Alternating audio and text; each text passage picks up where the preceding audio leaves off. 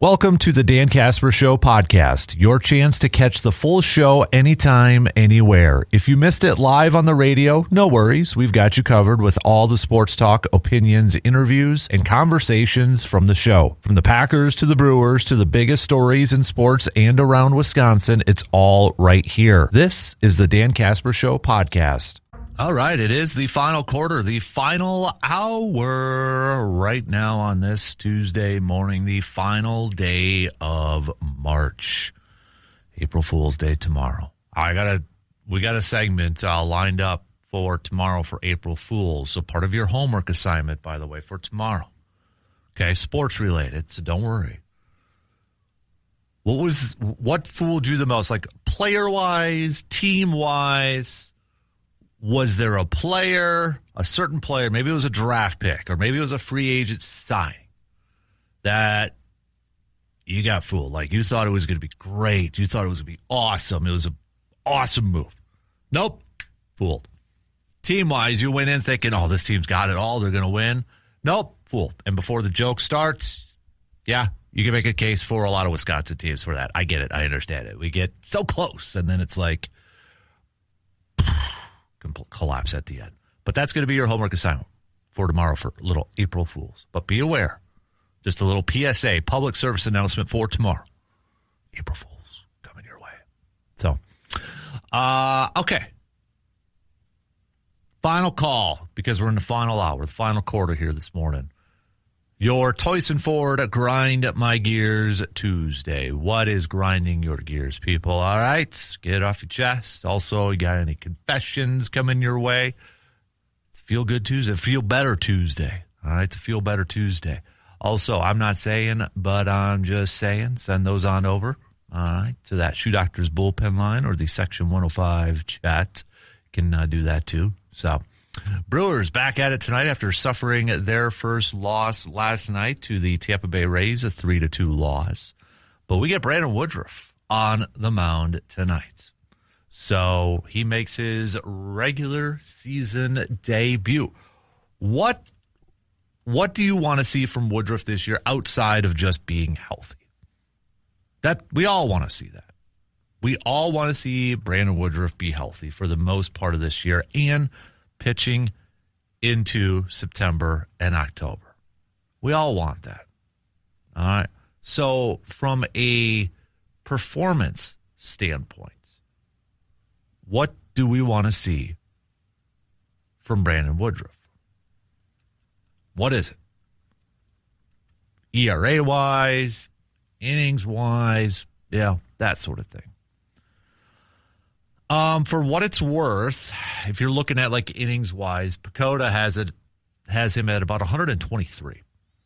123 innings pitched. So if we use that as a baseline, would you be like, okay, I'd get on that? Chad Patrick has the most for what it's worth at 134. Kyle Harrison, 107. Jacob Mizorowski, 121. Brandon Woodruff, 123. So if we use that as the base of 123, would you be, okay, I can get on that. I can buy that. I'm good with that. Honestly, if you do 123, let's average it out to 5 innings a contest. Okay? So, I mean, we can do the math, right? 123 divided by 5, you're talking about nearly 25 games pitched. If we said this year that Brandon Woodruff will pitch 25 games, start 25 games, would you take that? Honestly, I think I would. I think I would. I know I would, honestly. Yeah, I would. You look at it last year. Okay, he pitched in 12 games. 2023, 11. Obviously did not play in 2024. So he pitched 27 games in 2022. If this year he starts and pitches in 25, I 100% take that. You know what's kind of, you look at Brandon Woodruff's career here, he has only pitched in 8 years in 20 or more games 3 times in his career. 2019, he started 22 games, played in 22 games. And then you had the COVID year, 13 and 13. 2021, played in 30, started 30. 2022, 27 and 27. Then 2023, the 11 games and such, 2024, missed the rest of the year. And came back last year a little bit later than expected, 12. So if we get 25 out of Brandon Woodruff, I'm good. But I also don't want to see 25 games and he's like 4 and 15 with a 5+ ERA. Okay, he's a career 3.10. Last year, he threw 3.20. That was his ERA. Before he got hurt in 2023, he was at a 2.28. 2022, 3.05, 2.56. So I'd be good with like a 3.25, a 3.30, somewhere around there with 25 games. If it's similar ERA to what he had last year, was a 3.20, yeah, I'd be good with that. Wins and losses, I don't know if I want to get really into the weeds of wins and losses because there's so many other factors involving this with wins and losses. And I feel like that when it comes to pitchers now, wins and losses don't really tell the whole story. They don't. I mean, we've had too many pitchers now, like Cy Young winners with 500 records or below or right around it or maybe slightly above it. So I just, no, I can't. Honestly, I don't know if I could take win-loss records all that serious anymore when it comes to pitchers. Once in a while, yeah, when you've got a guy that's like, oh, dude's 24 and 5, that's awesome. Great. But it doesn't tell the whole story. I almost feel like what's the best way to say this? A win-loss record, it may kind of solidify a player's season, but it doesn't, again, tell the whole story. It's not the be-all, tell-all stats. So I don't really, I guess, have an expectation of wins and losses because there's so many different circumstances that could determine that. I just want to see innings pitched. If it's in the 20s, 25, or excuse me, games pitched 20, 25, you're talking about 130, between 125, 130 innings. And like a 3.20, maybe like a 3.30 ERA, I'd be good with that. First hour, we had a texter, Jeremy, saying he wants Brandon Woodruff to be that stopper. And I think that was that's a good one. And I think that's the other part where I want to see Brandon Woodruff this year as Mr. Consistent, Mr. Stabilizer. You look at the other pitchers within this starting rotation, and we may see Robert Gasser, we may see Logan Henderson at points this season. I think that's probably a for sure thing. Jacob Mizorowski in his second year, Chad Patrick in his second year. We got Kyle Harrison and Brandon Sproat. A lot of inexperience, a lot of younger pitchers, right? Brandon Woodruff is the veteran, the guy, the old man, if you will. I want him to be kind of that consistent presence because with those younger pitchers, as talented as they are, maybe a little bit of wild card, maybe a little bit up and down. May have some highs, may have some lows. For Woodruff, I just want that calming presence. Like when he's on the, we talk about this a lot with aces of a staff. When that guy's starting, whether it's Tariq or Skeens or Otani or whoever your ace is, you kind of have that like, okay, when he's starting, you feel like you're going to win the ball game. Not all the time it happens, but you feel like you're going to win the ball game because he's so good. And he's kind of that, when it's his turn to the rotation, you're feeling like that's going to be the win. I wouldn't call Woodruff an ace, but I feel like, okay, when it's his turn, when it's his spot, his start, you kind of know what to expect. You know what you're going to get with him. You know the performance you're going to get. You're going to get as consistent. You're going to get a solid outing from him. And if you're a position player, playing and you're in that lineup, you're like, okay, we know what we're going to get with Woody. We got to do our job now from an offensive standpoint. We got to put up some runs. We got to do this. We got to do that. You kind of have a good idea of what you're going to get with Brandon Woodruff. That's what I want this year. I want that consistency. I want that stability that he can provide to the starting rotation that is full of younger arms and inexperienced arms. And if he can do that, I think that is going to be a huge, huge bonus. And I think he just brings a sense of maybe calmness to, or a sense of confidence to this lineup. Because I feel like maybe for some of these guys too, the offensive players, I'm talking about the position players, they're probably like, okay, this guy's got talent. Harrison's got talent. We know Miz got talent, but what's his day going to be like? Is he going to be on the good side, or is he going to be on the inconsistent side? And maybe for a guy like Contreras too, he's working his butt off. I think, in the early few games here, we're hearing from these younger pitchers, even like Harrison. He was talking about, Contreras' no-nonsense feedback. And, it's a good piece from Adam McCulvey. Says, Kyle Harrison learned early on Monday that Contreras isn't messing around when the games matter. It was awesome from starting off in the bullpen and him ripping throws back at me. And Mizorowski kind of talked about the same thing. How can you tell when Contreras is maybe a little bit upset or when he's like really whipping him back? And I think we can kind of tell if you're watching the game when there's a little oomph back on that throw. And I can't say what Miz said, but he's like, get your blank together. That's kind of Contreras' way of saying, get your blank together. And maybe it's almost a little bit of a break for a guy like Contreras. If he does catch tonight, might be Sanchez, based off the left-handed pitcher and such, but might be a nice little breather for Contreras too. Like, okay, this guy's been around the block. He knows what he's doing. Not to say he has to take a little bit off, but just might be a little nice, breath of fresh air from Contreras behind the dish, talking or catching a guy like Woodruff compared to all the younger, inexperienced guys out there. But I think, and we heard Yelich last year talk about singing the praises of Brandon Woodruff too, saying going into a postseason, I don't want any other guy out there besides Brandon Woodruff. So when he's in that lineup, I just think it gives the confidence to the rest of the ball club, like, all right, we're in good hands with Brandon Woodruff out there. We know what to expect from him.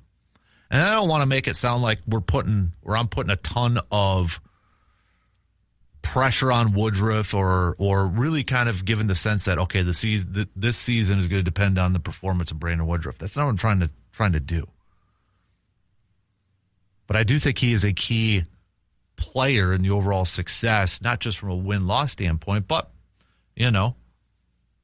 when you look at the rest of the pitching staff and such, just to be that calming presence.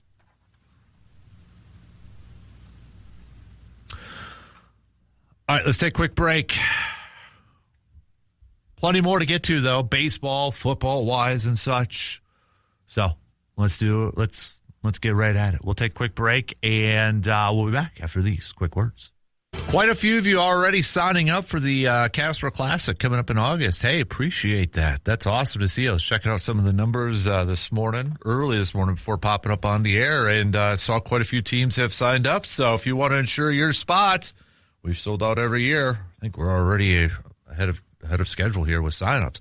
Make sure you get to sportstalk1051.com or 715store.com. And get your two-person team in for the Casper Classic. All the details at our website. So, again, a big thanks to everybody that's already signed up your team, even though we are a few months away from that.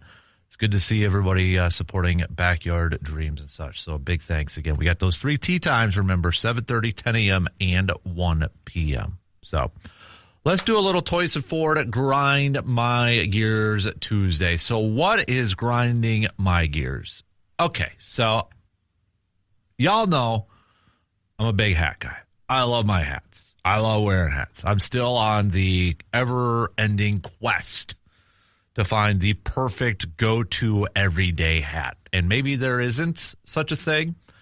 That's okay, though, because that's always my goal, and I'm always on the hunt. The one that where you just maybe it's like, okay, it's too early in the morning and, you're just like, I got to get a hat that, just what's my go-to hat? Maybe some people have them. I don't. but I'm always on that never-ending quest. Well, the Packers, or I should say the Packers, the NFL released their new draft hats, okay?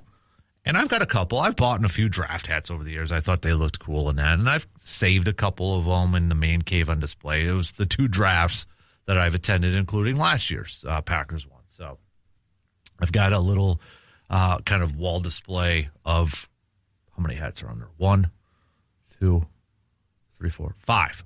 3 championship ones that I was around for. Bucks, 2 Packers ones, and then 2 draft ones. So they released the draft hats yesterday. And on the outside, it looks, okay, pretty generic, right? Not bad. Got a pin on there for the draft, the Packers G, the yellow brim, the green background. I'm like, okay, I could buy it. And then on the inside, it's like they always got to add a little bit of something. So if you look at it from the inside, they've actually got like a photo, an image that represents the city. And I remember one of the hats that I got from one of the drafts I went in 2015 in Chicago, under the brim, it had like a design. And for the Packers, it was that bridge. You know, if you've been to Green Bay, you go up the top of Lambeau Field and you look, you can see that bridge. I'm blanking on the name right now. But anyways, the image inside this hat is the Lambeau Field bleachers. It looks pretty cool. I got a couple things that are grinding my gears with this. One, why the inside, where the sweat and all that is just going to ruin it? I'd rather have it under the brim, okay? Just say it. I'd rather have it under the brim. But what really grinds my gears on this, why are these like nearly $50 hats, for crying out loud, are costing like $50? Okay, I need a new Brewers hat. And it's like $45, $50. Come on, we got to make these more affordable for the average fan here, okay? I can't drop $45, $50 for a new Brewers hat or a Packers hat right now, for crying out loud. And I got to get the fitted one. I'm sorry. If it comes to a baseball hat, a Brewers hat, I got to go fitted for this. I'm nothing against snapbacks. I've got some snapbacks and I've got some flex fits that are good. But when it comes to like a baseball hat, I got to go fitted. But man, prices of these things. Maybe it's a good thing though, so I don't overdo it when it comes to hats. So maybe it's a good thing. Maybe it's a little bit of a good thing. So I'm not like spending my tax return or something on a boatload of hats. But I like it. I like the look of it. It just grinds my gears. The price tag for that, some of that stuff. Jeez Louise. So, speaking of Packers, though, Matt LaFleur, Brian Gutekunst, Ed Policy, chatting a little bit yesterday with the media at the owners' meetings and such. And really, you know, I paid more attention to what Matt LaFleur had to say, because this is the first time we've heard from Matt LaFleur since he signed his extension and, you know, coaching stuff and all that. And I know yesterday we had a little fun kind of talking about what would you ask? What would you ask Matt LaFleur if you had a question?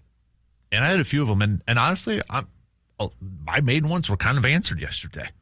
They really were. And some of the big ones he addressed were, how do they finish games?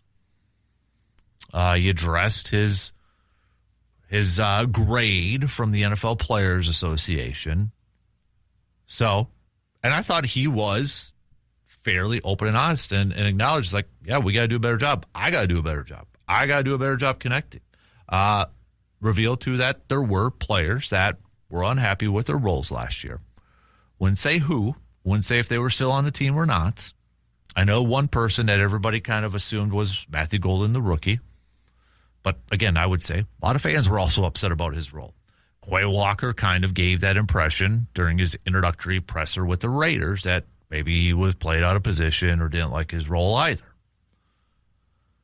So outside, you know, I know the jury is still out on Matt LaFleur, and a good chunk of that jury has probably already decided that, no, they're not Matt LaFleur people, or they don't believe in Matt LaFleur, or that he can't win. I don't know. Maybe he can, maybe he can't. Right now he hasn't. That's all we have to go based off. He has not won a championship. He's been to a couple of championships. He's been to the playoffs, but Right now, it's all about hoisting the Lombardi, as he acknowledged. And I just feel like right now, from March 31st up until the end of July, when training camp opens, that first day of training camp, he has got to get that team to buy in. He has got to get everybody on the same page. He has got to get all the players to buy into their roles, to buy into what he's selling, to buy in to what the vision is and what the game plan is this year. Because for crying out loud, if we head into this year and there's still some of that stuff, then yeah, I think you can really look at that extension and be like, was that a smart decision? But we don't know that right now. I just think it's a very, very crucial part that Matt LaFleur and his coaching staff, and maybe the leadership council, the veterans on this team, they have got to make sure that everybody's all in, that everybody's buying in for the good of the team, for the overall success of the team. Has to. And then it's a big part, and it's a big thing that Matt LaFleur, as the head coach, has to figure out going forward. How do they do better? He's got to look back, do some self-reflection, do some self-scouting, look at yourself in the mirror and say, what did I do wrong? Or how can I get better? Because we could tell. We may not be in a locker room, but we could tell when you could just sense or see that, okay, something's not gelling. Or something's a little bit off. And that usually spells doom. And we talked about it a lot last year. As long as he still has a locker room, got to have that locker room. And I think right away, you got to get that locker room. Got to get them on the same page. All right. Final call for any of your confessions, your grind my gears, or any I'm not sayings, but I'm just sayings. Okay? We'll take a quick break as we are halfway through the final quarter. We'll be right back in just a couple minutes. 6:40 tonight, first pitch between Brewers, Rays, game 2 of this series. Again, Brandon Woodruff's going to be making his regular season debut. You can listen to it right here on the radio dials, 105.1 FM and 790 AM. Coverage will begin about 35 minutes prior. So, again, radio dials, 105.1 FM and 790 AM. So we mentioned a little bit earlier that, obviously yesterday the news from the Brewers that Cooper Pratt signing a long-term deal. So 8 years, a little north of $50 million. The Brewers have not made that official yet. So it seemed like from a lot of you, a little surprised. I was surprised at it too, because I thought maybe that Cooper Pratt was one of those guys that was kind of going to be lost in the shuffle, maybe trade bait, considering all the other acquisitions and the rise of other younger players within the minor league system. So a little bit of a surprise in that aspect, maybe. But earlier this morning, Colt Emerson, who is also a minor league shortstop with the Seattle Mariners, though, he has reportedly signed an 8-year, $95 million contract. According to Jeff Passan, he will remain at the AAA level for now, but is clearly a big part of Seattle's future. Passan went on to say, between Cole Emerson today and Cooper Pratt with the Brewers yesterday, teams are more and more willing to give big money to players with no major league service time, but the pedigree to be frontline players. The allure of having a player's prime locked up makes it worth the risk. And I think that's what it kind of, and I think part of it, though, too, is not only that, but let's also kind of be real with the big issue in Major League Baseball is salaries, payrolls, and teams willing to spend more than others. That's a part of it, too. If that wasn't a part of it,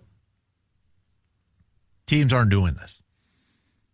If every baseball franchise had unlimited amount of money, or if there was a salary cap or whatever, where everybody had to spend the same, and everybody could spend the same. You're not seeing Cooper Pratt get an 8-year contract. You're probably not even seeing Jackson Chourio get that contract. If the Brewers had money upon money upon money to spend, or there was a cap, you're probably not seeing these deals get done. You're not seeing teams going out there and maybe throwing out a risky play. It's just, I wouldn't see that happening. And I think this is part of the current structure now. And I know earlier we were talking about this, kind of saying, would this be, and I don't know if trend is the right word, but are we going to see more teams do this? Well, we've got the Brewers have done it. We've got the Mariners have done it. And remember, the Mariners are a World Series contender this year. They're a very popular pick to come out of the American League to get to the World Series. So, I mean, it's not like this is a team that's maybe hovering around 500, maybe just making the postseason, and that's kind of the goal. No, this is a team that's got World Series aspirations this year, and they're kind of doing the same thing, locking up some future young talent. A little bit of a risk, but they're hoping that it's going to look like a bargain when it comes down to it. And I don't know if the uncertainty of what the new collective bargain agreement is going to look like, what the new CBA is going to look like between the Players Association and Major League Baseball. Is there going to be any sort of lockout or whatever the case may be? But I'm curious to see if we're going to see more of this. And we've seen it once in a while in the past, right? The Brewers did it with Freddie. They did it with Aaron Ashby. They obviously did it with Jackson Chourio. Other teams have done it. The Braves were a team that's done it before and such. But I'm curious if we get, now that there's a little bit more of a sample size with everything, will we see more teams do it? Or are some teams like, you know what, we can't take that risk. We can't take that risk. I think from Cooper Pratt's perspective, if we just leave it from a Brewers side of things, to me, the interesting thing now is going to be when is Cooper Pratt called up? He's at AAA right now. He's got a couple games in AAA. But one of the interesting quotes that I keep going back to was from Adam McCulvey at Brewers.com, and he talked to an unnamed source with the Brewers because deal's not official and not able to talk about it. But he said the source that he said, or a source he talked to said that now with this deal, he can kind of just relax, not have to press, not have to worry about things, and just get better in the cage and just get better at hitting. And it kind of relates to Pat Murphy's comments too, where, he talked about he's not ready yet, got a ways to go. I hope I'm the manager when he does get called up. It paints the picture that it ain't going to be anytime soon. So even though with this 8-year contract, it gives the impression, don't expect him to be on the major league ball club anytime soon. But I don't know if this is and I hope it's not, because I think that's also kind of bad business. But I hope the main reason why they didn't okay, we're going to give you an 8-year deal and $50-some million. And, they didn't go about this that's the main reason why they wanted to get him to not think about it and get better at hitting. Because what happens if it doesn't get better at hitting? Then you're kind of almost stuck a little bit. You know what I'm saying? It's a risk in that aspect. You're counting on him to just get better in the cages and get better offensively because he's got his deal. He doesn't have to worry about it anymore. There's always going to be some sort of pressure, though.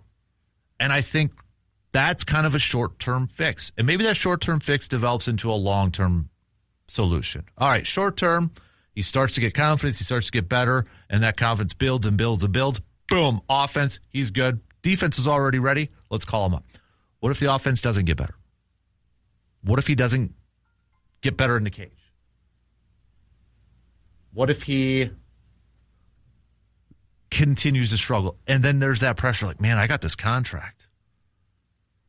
I gotta play up to that contract now. I gotta, What if I'm not? Then you kind of put that pressure on. It's like, I'm not playing up to that contract. Or, man, I'm not up to the major league level yet. What do I got to do differently? Maybe I got to be better at this, and I got to do this, and I got to do that. There's always going to be pressure regardless. So maybe this alleviates that a little bit. But the longer he doesn't get to that major league level, you're going to have fans with the pressure. There's going to be internal pressure. The longer you go without getting to the major league club with a contract like that, there's going to be pressure. Because there's going to be questions. Why aren't you up yet? So I'm curious to see how this kind of plays out. And then, of course, the trickle-down effect. I think if you're Joey Ortiz now, you're like, yeah, I know I'm not going to be with the Brewers for the long term. And probably already had that idea. I mean, you look at the minor leaguers and the highly touted prospects and such. But, you get the crystal ball out. What's this infield going to look like in 3 years? Is Jesus the replacement for Bryce Terang then? Because Cooper has essentially played shortstop. He's got a couple reps at second base, but he has been primarily a shortstop. So if Cooper's a shortstop, does that mean Jesus more reps at second? What about Jet Williams? You're thinking, okay, third, he's an infielder, but what about Fisher and Brock Wilken? They're power bats at that spot. That's what we have clamored for a long time, right? Power bats. Well, maybe Brock could play first. What about Fisher? Third. Well, Jet Williams has a little bit of experience playing the outfield too, so maybe he's your outfielder. I would be surprised if, let's say in 3 years, in 2029, your infield maybe looks something like Jefferson Quiro at catcher, who they're very high on. They love that guy. Fisher at third. Cooper Pratt at short. Jesus at second. And maybe they put Brock over at first. It's almost giving like 2008, that era vibes. Remember like J.J. Hardy, Prince Fielder, Ricky Weeks, Ryan Braun, Corey Hart, and then right towards the back end, a little Jonathan Lucroy. They were all coming up together. It's kind of giving those vibes a little bit. That's what it's kind of reminding me of. I mean, you look at it, they've got depth all across the board. And I think the Brewers have kind of put themselves in a position that they are a team right now that they could compete right now. They could compete for a playoff spot. I don't know if they could compete for a World Series given the other teams in play, but they could be a playoff contender. But they're also set up, I believe, to be perennial playoff contenders with their depth. They're going to be a team, and it's really rare, I think, but they're going to be a team that next year, that roster might be half different, but the expectation is still going to be up there because they're really talented. It's almost like a college team, if you think about it. Brewers are almost kind of like a college team. This is their team for this year. Next year, some guys are gone, new guys are brought in, same goals. And maybe they don't miss a beat. It's kind of like that a little bit. And I think I'm going to have that expectation for the Brewers going forward. They've got younger pitchers. They've got a lot of young, talented players too. I think the one question may be, what's their outfield depth look like? But you know what? If Jackson Chourio is going to be there, let's lock up the greatest player of all time, Salvatore Frelick. I know, just bear with me. And, I mean, this is a big year for Garrett Mitchell, too. But if Chourio's already got a spot locked down. If they get Frelick for, I think you could sign him fairly cheapish. You're in a good spot. All right, we got to take a break, and then we got to wrap it up with some picks. So we'll be right back after these quick words. All right, time to wrap it up with some picks here this morning. Let's start off in the NHL world, shall we? We've got Dallas taking on Boston. Give me the Stars. New York Islanders taking on Buffalo. Give me Buffalo. Montreal taking on Tampa Bay. Ottawa at Florida. I'll go Ottawa. Devils, Rangers. Give me the Jersey Devils. I was going to say Detroit Tigers. Red Wings and Pittsburgh. I'll go Red Wings. Flyers, Caps. Give me the Capitals. Carolina taking on Columbus. I'll go Carolina. Winnipeg and Chicago. Give me the Winnipeg Jets. And then Mike Kraken taking on Edmonton. Of course, it's always the Seattle Kraken. NBA schedule. We've got Phoenix at Orlando. I'll go with the Magic. Hornets, Nets. Give me the Hornets. Man, 17.5-point favorites, too. Think about the Hornets. They wouldn't have been that big of a favorite at the beginning of the year. Toronto at Detroit. I'll go Pistons. Knicks taking on the Rockets. Ooh, I'm going to go Rockets. Let's go Cleveland at the Lakers. Give me the Lakers. Portland at the Clippers. I'm going to go Clippers. Dallas at Milwaukee. Sorry, I'm going to go with the Mavericks. So, MLB schedule for today. We've got the Rangers taking on Baltimore. I'll go Baltimore. Let's go Chicago White Sox taking on Miami. By the way, yesterday, White Sox picked up their first win. So, let's go Miami. Pittsburgh, Cincinnati. I'll go Pittsburgh in this one. Washington, Philadelphia, Colorado, Toronto. Athletics versus the Braves. Aaron Savali's on the mound for the Athletics. I'm going to go Atlanta. Angels, Cubs. I'll go Cubs. Let's go Mets, Cardinals. I'll go Mets. Boston taking on Houston. I'll go Red Sox. Tigers, Diamondbacks, Tigers. Yankees, Mariners, Yankees. Giants, Padres, Giants. Logan Webb's on the mound. I think he bounces back. Cleveland, Dodgers. Shohei on the mound. Tanner on the mound for Cleveland. I'm going to go Dodgers, though. Brandon Woodruff on the mound for the Brew Crew, taking on Shane McClanahan. I am going to go with the Brewers and Brandon Woodruff helping lead the way. So those are your picks for this morning. Your homework for tomorrow. It is April Fool's. So give me an athlete, a team that you were fooled by. Like you were pumped about a free agent signing. You were pumped about a trade. You were pumped about a draft pick. And you were wrong. You got completely fooled. All right. Team-wise, too. You went into the season thinking, oh, yeah, nobody's stopping. Nope. You got fooled. So we'll do that for a little April Fool's Day coming your way tomorrow. Also, with it being tomorrow for your homework assignments, what I want from all of you, and you can start to text them now, and I'll just save it for tomorrow if you'd like. But we'll do our little Mike Star Market, Am I Wrong? Okay, give me your sports opinions. Give me your sports takes. Where you'd be like, am I wrong? Tell me I'm wrong. Your game changer of the week, your Hy-Vee game changer of the week. So a play, a player, a team, a move, whatever it may be. But your game changer of the week. And then we'll do our Inside the Hobby. But your homework assignments are your Hy-Vee game changers and your Mike Star Markets, Am I Wrongs, and sports-wise, who or what were you fooled by the most? And hey, this actually could work for a little Inside the Hobby coming your way tomorrow. So maybe if you are a card collector or you are a memorabilia collector, you were like, oh, this dude, he's going to, be worth a lot of money. He's going to be worth so much money.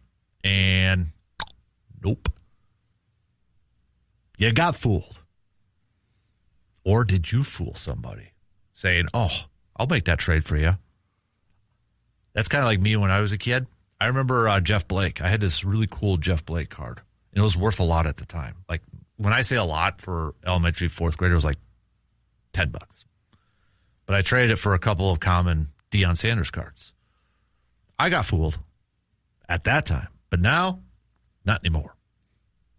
They got fooled. So, kind of like that. Let's have a little fun with that coming your way tomorrow. So, okay, shot clock's going to cut me off here in less than a minute. So, again, reminder, Brewers game tonight, first pitch, 6:40.